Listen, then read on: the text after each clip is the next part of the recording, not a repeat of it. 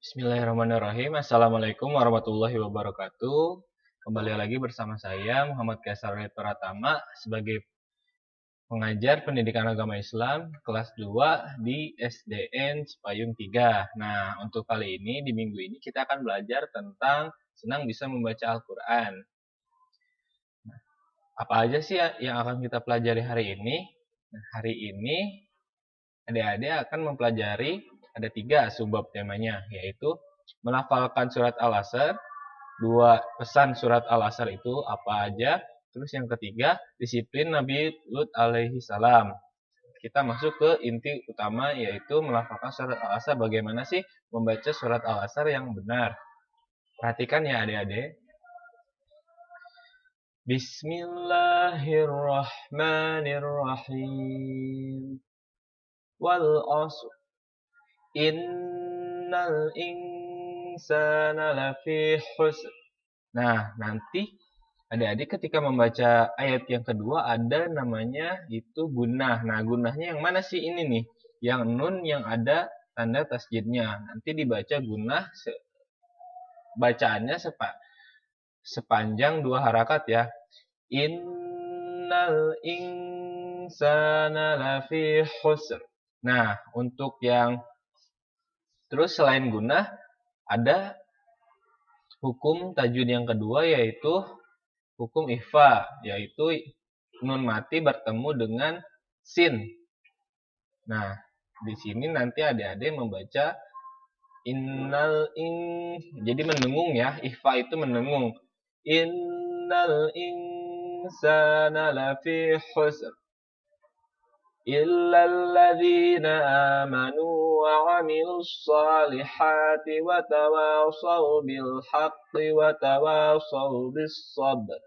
Nah, begitu ya cara pembacaannya. Kita ulang lagi dari awal. Dengarkan dengan baik-baik ya adik-adik. Bismillahirrahmanirrahim.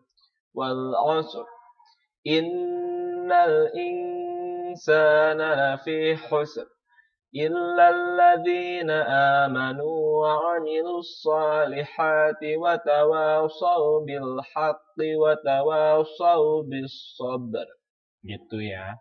Jadi ada tanda bacaan tajwidnya yang khusus, yaitu yang pertama ada gunnah nunnya, terus yang kedua ada ikhfa yaitu mendengung ya. Innal insana lafi khusr.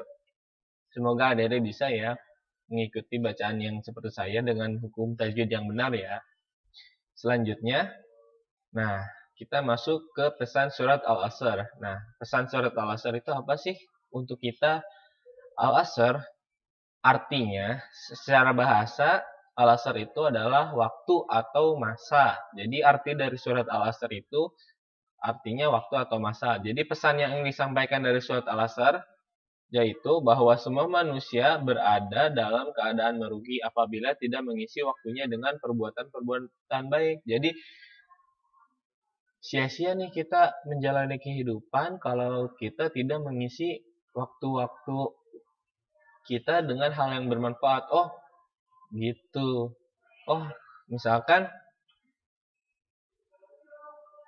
bermain. Adik-adik pengen bermain ya itu tidak apa-apa, tapi kita harus tahu waktu, kapan waktunya bermain, kapan waktunya kita harus belajar. Jadi isilah waktu kita dengan mengisi waktu-waktu kehidupan kita dengan bijak jadinya ya. Jadi disiplin waktu untuk kebaikan. Jadi mengisi waktu dalam kehidupan kita sehari-hari dari mulai bangun pagi, sholat subuh, sampai kita tidur lagi, kita harus mengisi waktu kita dengan hal-hal yang bijak. Oke, nggak apa-apa kita bermain, karena kan kita juga manusia butuh yang namanya refreshing ya. Ya, nggak apa-apa itu refreshing, atau bermain bola, atau bermain apapun yang perempuan.